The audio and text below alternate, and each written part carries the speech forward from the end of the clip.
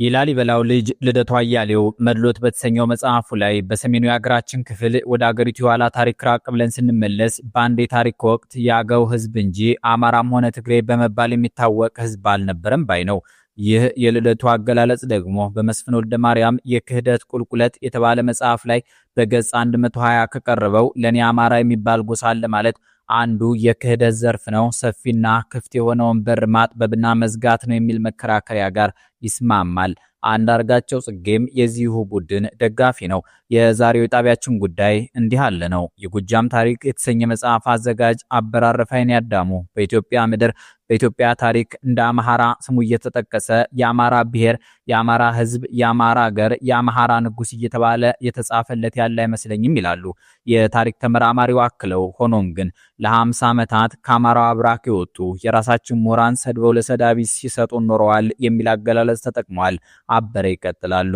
እኛንን አዋቂ ሲሉንም ነበር፣ አሁንም ቀጥለዋል። የአማራ ሕዝብ አይደለም በኢትዮጵያ የለህም ሊባል ምናልባትም በዓለም አደባባይ እንደ ሮማውያንና ግሪካውያን አንዳንድ የዓለም ሀገራትን ሳይቀር በስሩ አድርጎ ያስተዳድር እንደነበረ ፍንጭ የሚሰጡ ማስረጃዎችም አሉ። የአማራ ኃያልነት ያስፈራው ሁሉ ግልጽና አካል እስትንፋሱ ያለን ሕዝብ እየካደ ራሱን ብቻ ሳይሆን ራሳችንን ሲያታልለን ኖሯል። ሲፈልጉ አማራ ሃይማኖት ነው፣ አማራ የለም የሚሉ ተረቶቹን ሲሸመድዱ መክረማቸው የቅርብ ጊዜ ትዝታችን ነው። አማራ የሚባለው ሕዝብ እንደ ሕዝብ መኖር ከጀመረ ሺህ ዓመታትን አስቆጥሯል። የአማራ ሕዝብ በመሪው አስተዋይና ጀግንነት ብዙ መከራዎችን አልፎ ዛሬ ላይ ደርሷል። ከዚህ በፊትም ዓለም አማራን በተለያየ ስም ጠንቅቆ ያውቀው ነበር።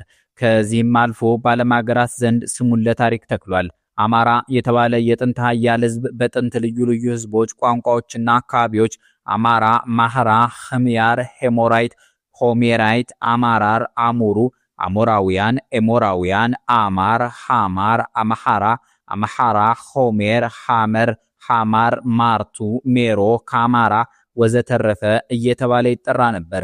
አማራ የጥንት ኃያል ሕዝብ ስያሜ ነው የሚለውን የበለጠ ግልጽ ለማድረግ ለምሳሌ ዊኪፒዲያ ድረገጽ ላይ አማራ የሚለውን ቃል ስንጽፍ እንኳን የሚከተሉትን እናገኛለን።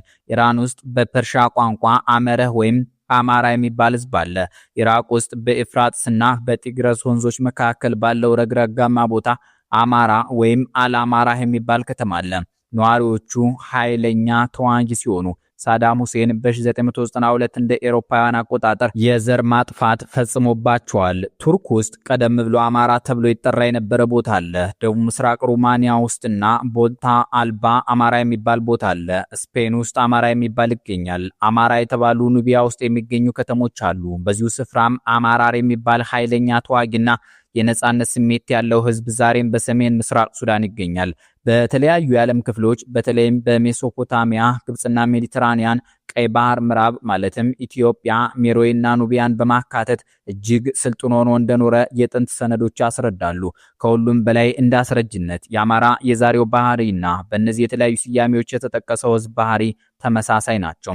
እነዚህ ቦታዎች አንድም የሴሜቲክ ስልጣኔ ባድማዎች ናቸው፣ ሁለትም አማራ ወይም አቢሲኒያ በጥንት ጊዜ በንግድና ዲፕሎማሲ ተሳሰራቸው የነበሩ አካባቢዎች ናቸው። ከዚህም ተነስተን አማራ የተባለ ሕዝብ አንደኛ በጥንት ዘመን ኃያል ዘር ሆኖ በተለያዩ የዓለም ክፍሎች ተበትኖ ይገዛ ነበር፣ ልክ በኋላ ግሪኮችና ሮማውያን እንዳደረጉት እና በሆነ አጋጣሚ አቅሙን አጥቶ ተበታትኖ ቀርቷል። ሁለተኛ ይህ ሕዝብ አንድ ቦታ ታላቅ ስልጣኔ መስርቶ ይኖር ነበር።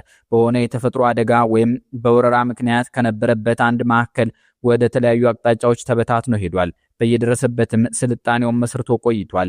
በአንዳንድ አካባቢዎች ተሳክቶለት እስካሁን ብቁና ኃያል ሆኖ ቆይቷል። ከጆሹዋ ሀተታና ከሌሎቹ ታሪክ ጸሐፍት እንደምንረዳው አማሮች የተራራ ሕዝብ ናቸው። ጥሬ ስጋ ይበሉ ነበር። ጦረኛ ሕዝብ ናቸው። ጸሐፍት ወይም የጽሑፍ ሕዝብና ጠቢባን ናቸው። የዋህና ከዋክብት ጠበብት ናቸው።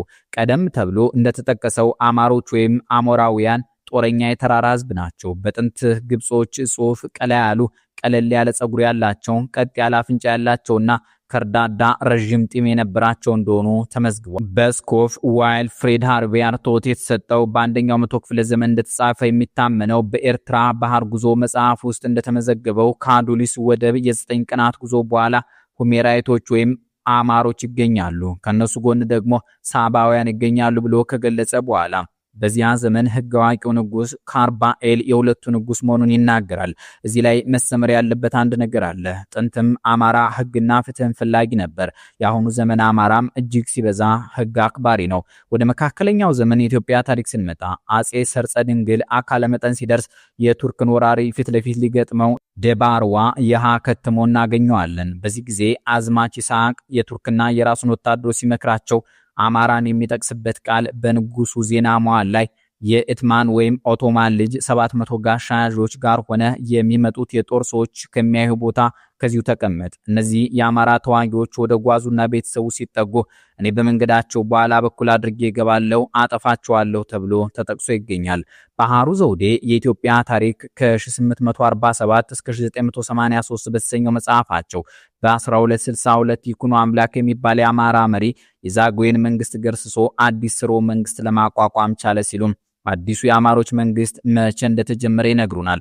ባህሩ ዘውዴ እዚሁ መጽሐፍ ገጽ 12 ላይ ከኦሮሞ ፍልሰት በኋላ በአካባቢ በሰፈረው የኦሮሞ ነገድ ስም ወሎ ተብሎ የሚጠራው ክልል ቀደም ብሎ አማራ ይባል ነበር ይሉናል። የነባር አማሮች መነሻ ተብሎ የሚጠቀሰውም ይሄው አማራ ሳይንት ነው። ዛሬ አማሮች ከሚወዷቸውና ተጋብተው ከተዋለዷቸው ኦሮሞዎች ጋር በፍቅር ይኖሩበታል። ይህንን እውነታም ክርስቶፎር ክላፋም የአፍሪካው ቀንድ በተሰኘው መጽሐፋቸው ውስጥ ወደ ወሎ የደረሱት ኦሮሞዎች ሙሉ በሙሉ በሚባል መልኩ ከአማራ ለመለየት የሚያስቸግሩ ሆነዋል ሲሉ ገልጸውታል።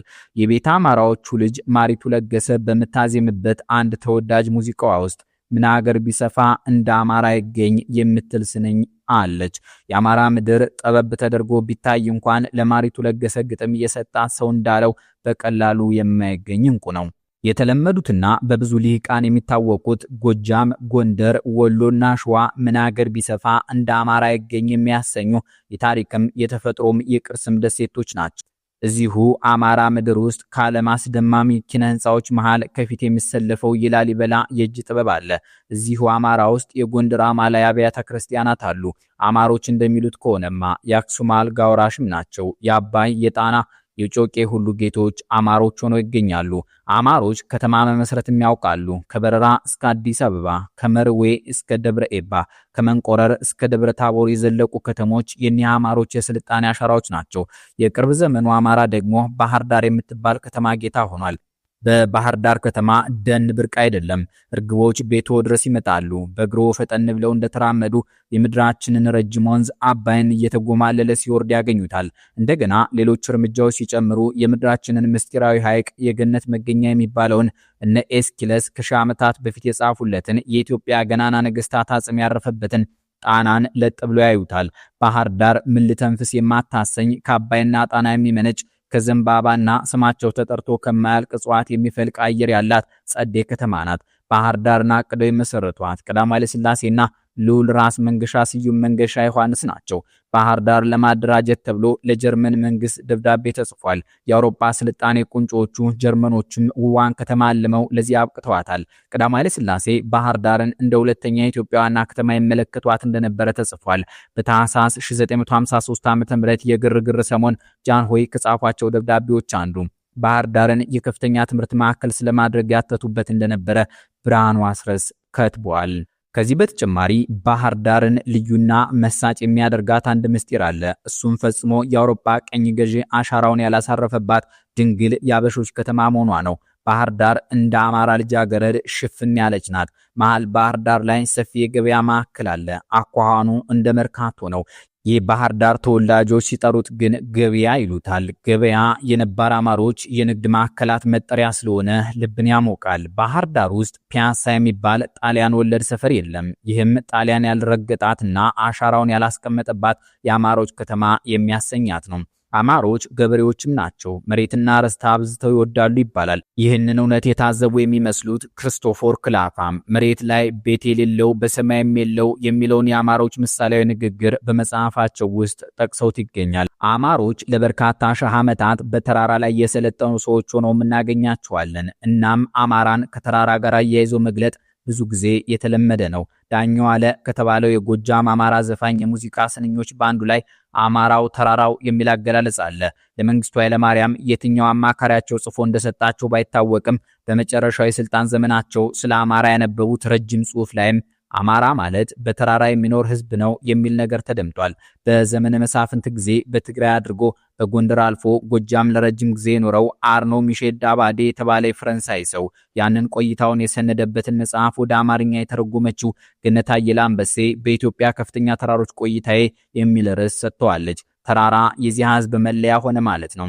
ኢትዮጵያ ራሷ የተራሮች ሀገር ናት። እኒህ ተራሮቿ እንደ እንግሊዝ ካሉ አደገኛ ቀኝ ገዢዎች ሳይቀር ሲታደጓት እንመለከታለን። ማርከስ የተባለ የውጭ ሀገር ዜጋ ሎንዶን የሚገኘውን የእንግሊዝ የቅኝ ግዛት ሰነድ አጣቅሶ እንደጻፈው ኢትዮጵያን በጦር ኃይል መያዝ ይቻላል፣ በቅኝ ግዛትነት ማስተዳደር ግን አይቻልም የሚለው እምነታቸው የመነጨው ከሶስት መሰረታዊ ምክንያቶች ሆኖ ዋናው ግን ለሽምቅ ውጊያ አመች ሆነው ሰበርባራ መሬት፣ ቴክኖሎጂ ያየለበት ጠመንጃ ይዞ ለሚወራት የውጭ ጦር የእግር እሳት የሆኑ ልጆቿን የሚያስጠልል መሆኑ ነው። አማሮች የዚህ ተራራና የነጻነቱን ብርት ናቸው።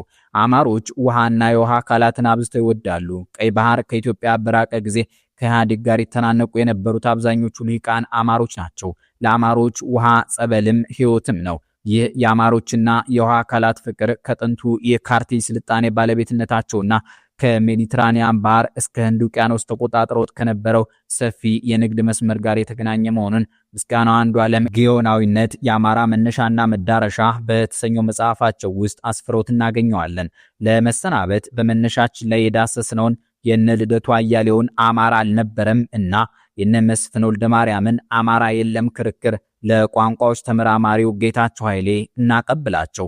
እሳቸው በአንድ ዝነኛ መጣጥፋቸው አማራ አለ ባይ ናቸው። ይቀጥላሉም አማራ የሚባል መጠሪያ ቃል ካለ ተጠሪ አለ ማለት ነው። ተጠሪው ዘመድ አማራ ነው። አማራ የሚባል ዘመድ የለም ከተባለ ስሙ የተፈጠረው ማን እንዲጠራበት ነው። አማራ የሚባል ዘመድ ለመኖሩ ዋናው ማስረጃ መጠሪያ ስሙ መኖሩ ነው። አማሮች እንደ አጋዚያን እንደ ሃርላ ስማቸውን ትተውልን ሊጠፉ ይችላሉ። አሁን ግን አሉ። ለአማሮች መኖር ሁለተኛው ማስረጃ አማራንን የሚሉ ሰዎች መኖራቸው ነው። ቁጥራቸውም ቀላል አይደለም። አማራውን አማራ ነኝ ካልክ የለም ዶንት ኤግዚስት አይሉትም፣ ቢሉትም ይኖራል። ለአማሮች መኖር ሶስተኛው ማስረጃ አማራው የገዥ ዘመድ ነው እየተባለ ከመንግስቱ ኃይለማርያም እስከ ኃይለማርያም ደሳለኝ ባለው የጨለማ ዘመንና የጨለማ ግዛት መጠቃቱ ነው እያሉ ይከራከራሉ። ለዛሬ ያዘጋጀንላችሁን አማራና ታሪኩ ላይ ያተኮረ ዝግጅት በዚሁን ቋጨው። እንደ ኦሮሞና ትግራይ ስላሉ የአማራ ህዝብ ወንድምና እህቶችም እንዲሁ ያሉ ዝግጅቶች እንድንሰራላችሁ ከፈለጋችሁ አስተያየት መስጫው ውስጥ አሳውቁን። እስከዚያው ድረስ በዚህ ዝግጅት ዙሪያ የተሰማችሁን አስተያየት ጻፉልን። አበቃን። ሰላም ይስጥልን።